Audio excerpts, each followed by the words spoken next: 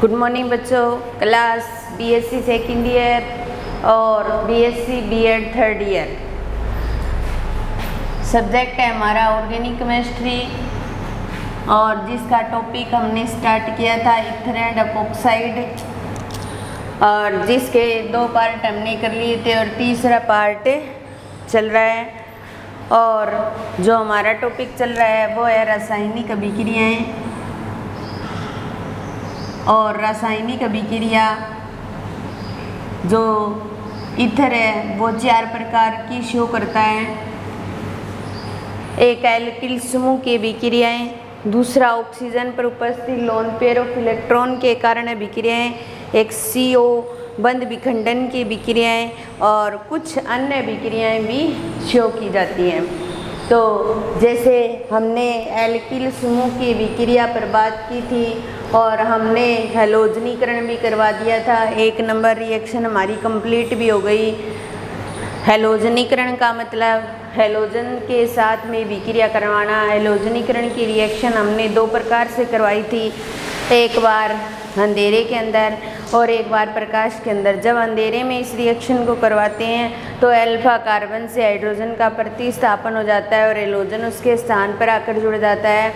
और जब इस अभिक्रिया को प्रकाश की उपस्थिति में करवाया जाता है तो उससे हैलोजन की क्रियाशीलता बहुत ज़्यादा बढ़ जाती है और जिसके कारण वो सारे हाइड्रोजन का प्रतिस्थापन कर देता है। उसके पश्चात 2 नंबर हमारी रिएक्शन जो आती है वो है ऑक्सीजन पर उपस्थित लोन पेयर के कारण रिएक्शन।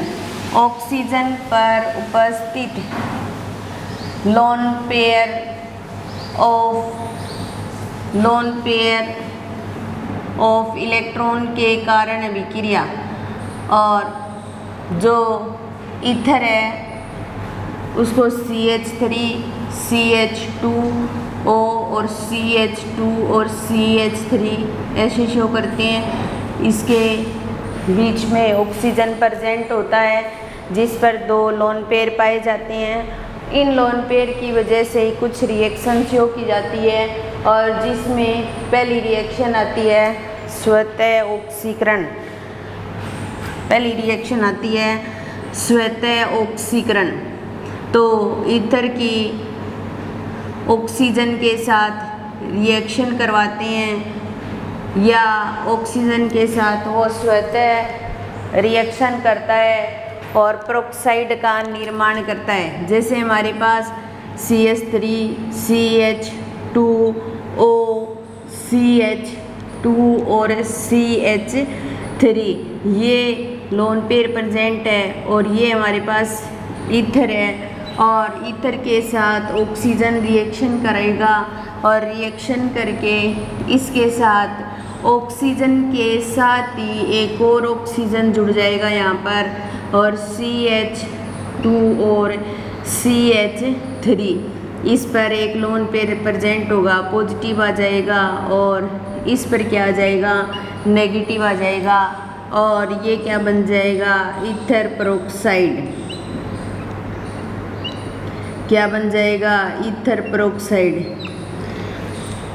जब ऑक्सीजन और ऑक्सीजन के बीच में सिंगल बॉन्ड से दोनों ऑक्सीजन आपस में जुड़े होते हैं तो उनके मध्य जो बॉन्ड होता है वो होता है पेरोक्साइड बॉन्ड।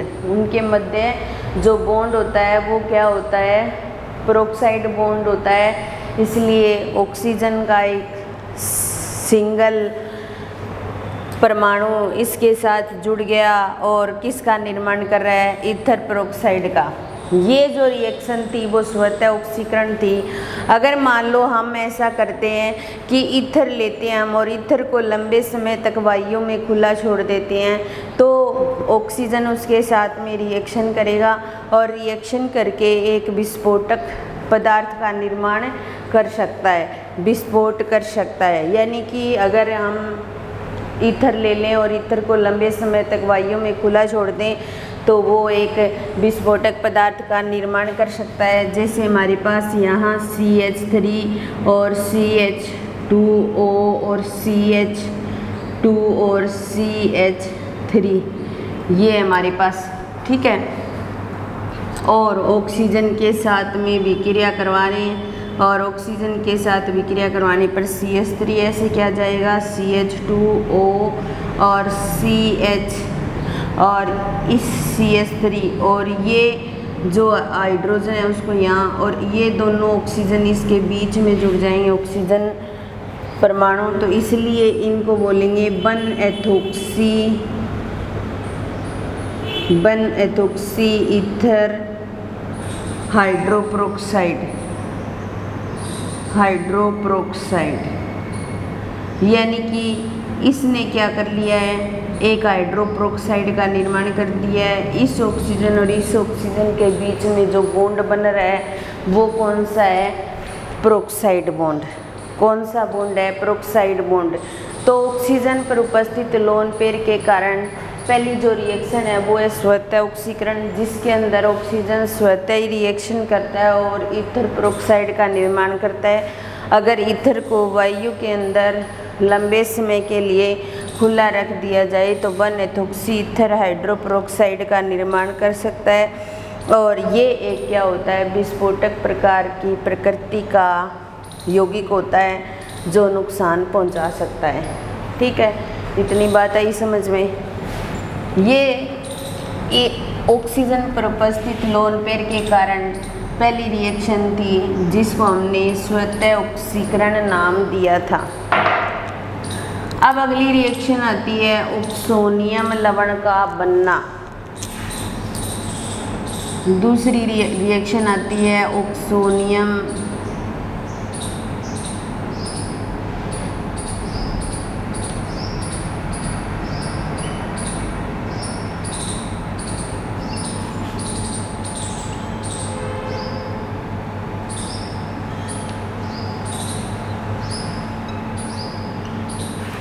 ऑक्सोनियम लवण का बनना। अब देखिए ऑक्सोनियम लवण बनाएंगे हम और इसके लिए हम क्या करेंगे, ईथर को सल्फ्यूरिक एसिड के साथ H2SO4 के साथ रिएक्शन करवाएंगे।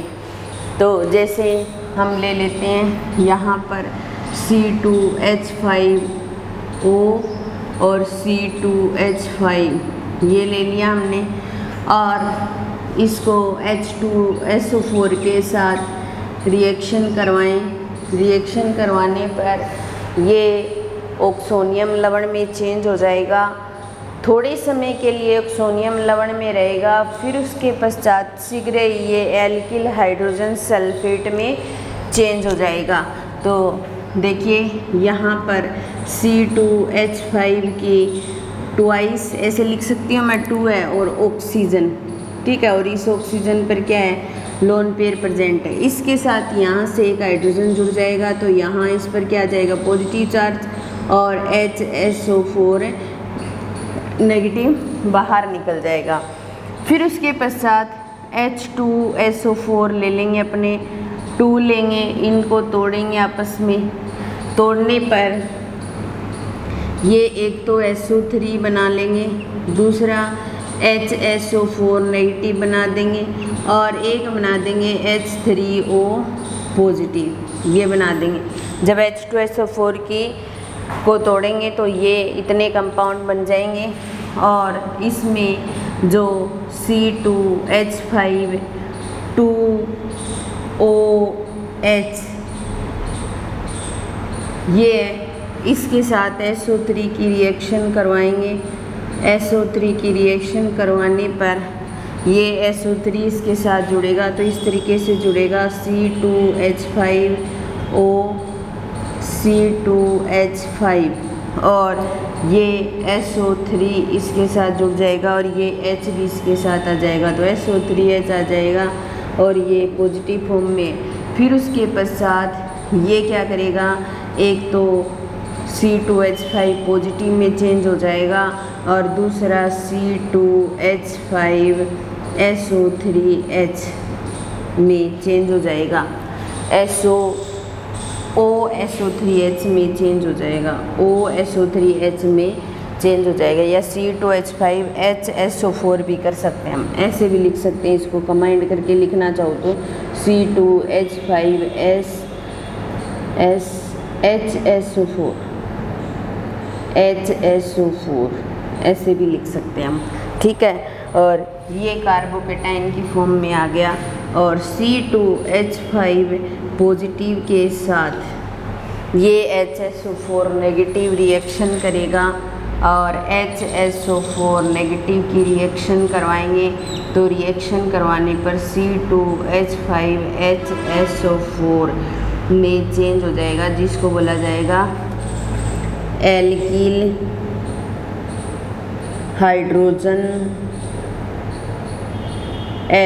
Hydrogen sulphate, alkyl hydrogen sulphate, ठीक है। ये किस में चेंज हो गया? ऑक्सोनियम लवण में। ये किस में चेंज हो गया? ऑक्सोनियम लवण में, ठीक है। अब देखो यहाँ पर ऑक्सीजन पर उपस्थित लोन पेयर के कारण क्या हो रहा है? ऑक्सोनियम लवण का निर्माण हो रहा है। और ऑक्सोनियम लवण बनाने के लिए हम क्या कर रहे हैं? यहाँ पर सबसे पहले ईथर ले रहे हैं और ईथर ले करके और उसकी H2SO4 के साथ रिएक्शन करवा रहे हैं। तो H2SO4 में से एक हाइड्रोजन निकल करके इसके साथ जुड़ सकता है। C2H5 को ट्वाइस की फॉर्म में लिख सकते हैं हम, 2 लगाकर O और O के साथ H। अब O के 3 बॉन्ड हो गए, इसलिए पॉजिटिव चार्ज और ये HSO4 नेगेटिव बाहर निकल जाएगा। फिर उसके पश्चात H2SO4 क्या करेगा? टूटेगा SO3 में, HSO4 नेगेटिव में, H3O पॉजिटिव में टूट जाएगा। फिर C2H5 की ट्वाइस OH बोलेंगे हम वापस और उसके साथ SO3 की रिएक्शन करवाएंगे और ये ऑक्सोनियम लवण में चेंज हो जाएगा। O के साथ SO3 जुड़ जाएगा, H जुड़ा हुआ था वो भी कंबाइंड हो जाएगा साथ में। तो क्या बन जाएगा? ऑक्सोनियम लवण।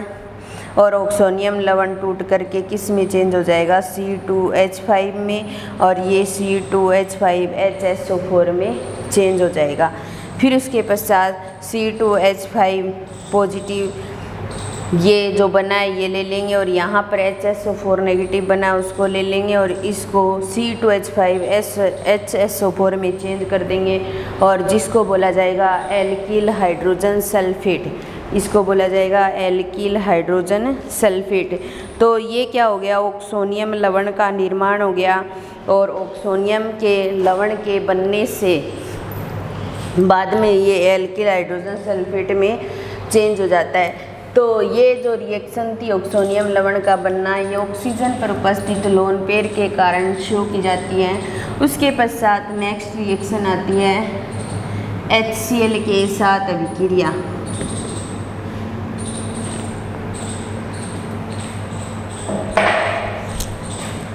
तीसरी रिएक्शन आती है HCl के साथ अभिक्रिया।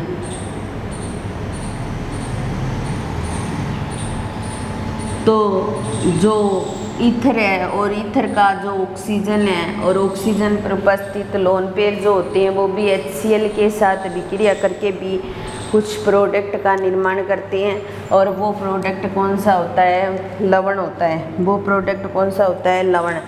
जैसे हमारे पास यहाँ पर C2H5O और C2H5 ये हमारे पास, ठीक है। इस पे लोन पेयर प्रेजेंट है क्योंकि लोन पेयर के कारण रिएक्शन करवाने तो लोन पेयर को शो करना पड़ेगा।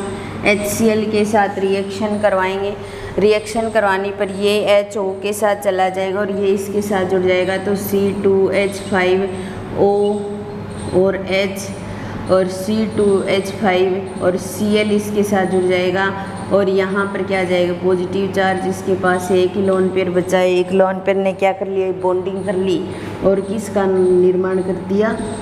लवण का। तो इस प्रकार जो लोन पेयर हैं वो HCl के साथ में अभिक्रिया करके जो ऑक्सीजन पर उपस्थित लोन पेयर ऑफ इलेक्ट्रॉन के कारण रिएक्शन हो रही है। तो HCl की जो रिएक्शन होती है वो ऑक्सीजन पर उपस्थित लोन पेयरों के साथ होगी और HCl के साथ में विक्रिया करके ये H तो ऑक्सीजन के साथ जा रहा है और Cl इसके साथ में, और क्या बन रहा है? लवण। तो लवण का निर्माण होता है। फिर उसके पश्चात नेक्स्ट रिएक्शन आती है लुईस क्षार के साथ विक्रिया।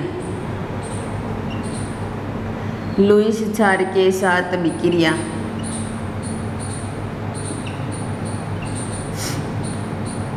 और जो लुईस क्षार होता है वो होता है BF3। लुईस क्षार है वो क्या है, BF3। और लुईस क्षार का काम क्या होता है, इलेक्ट्रॉनों को ग्रहण करना। लुईस अम्ल का काम होता है इलेक्ट्रॉनों को देना।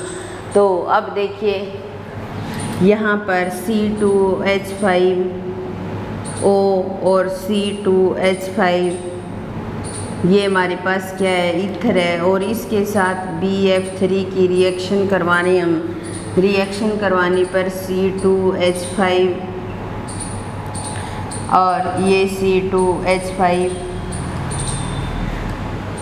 और इसके साथ ऐसे BF3 बॉन्डिंग करेगा। BF3 क्या कर रहा है, इलेक्ट्रॉनों को ग्रहण कर रहा है और इसका नाम हो जाएगा ट्राई फ्लोराइड या ट्राई फ्लोरो बोरोन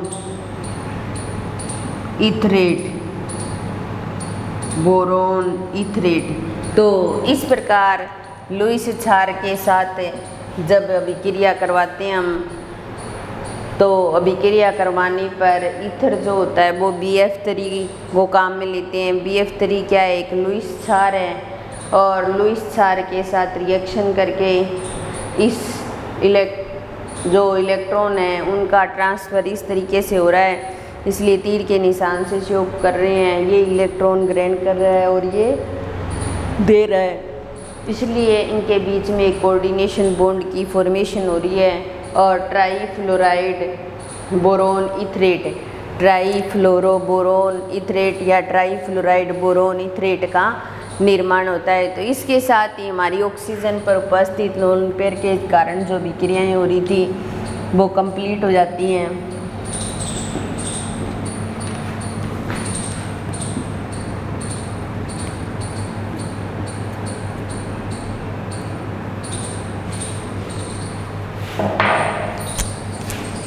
फिर उसके पश्चात आती हैं CO बंद विखंडन की अभिक्रियाएं, बंद विखंडन की अभिक्रिया।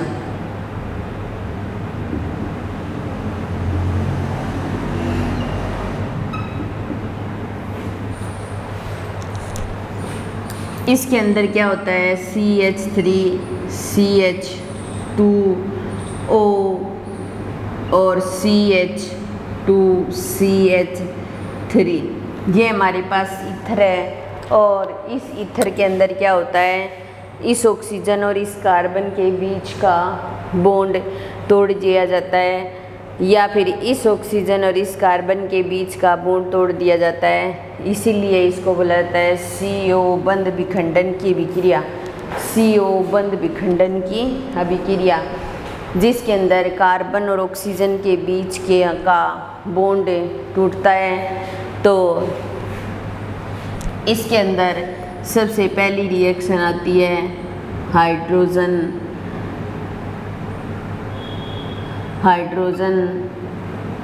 हैलाइडों के या हैलाइड के साथ अभिक्रिया, हाइड्रोजन हैलाइड के साथ अभिक्रिया।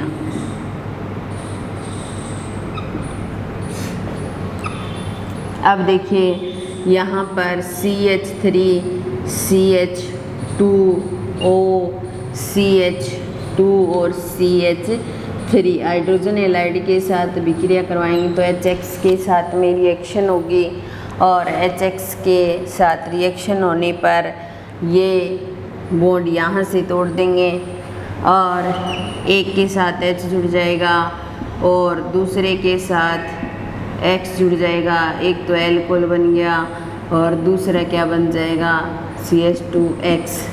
ये तो किस में चेंज हो गया, एल्कोहल में, और ये किस में चेंज हो गया, एल्काइल हैलाइड के अंदर, एल्काइल हैलाइड के अंदर चेंज हो गया। तो अपने क्या करते हैं, CO बंद विखंडन की विक्रिया के अंदर C और O के बीच का बॉन्ड तोड़ते हैं। चाहे इस C और O के बीच का बॉन्ड टूटो या इस C और O के बीच का बंध टूटो, तो C और O के बीच का बंध तोड़ा जाता है और किसका निर्माण किया जाता है, एल्कोहल का और एल्काइल हैलाइड का। तो ये थी हमारी CO बंद विखंडन की विक्रिया। अभी हाइड्रोजन हैलाइड की विक्रिया कंप्लीट नहीं हुई है, अभी नेक्स्ट क्लास में करेंगे। इस क्लास को यही समाप्त करते हैं। धन्यवाद।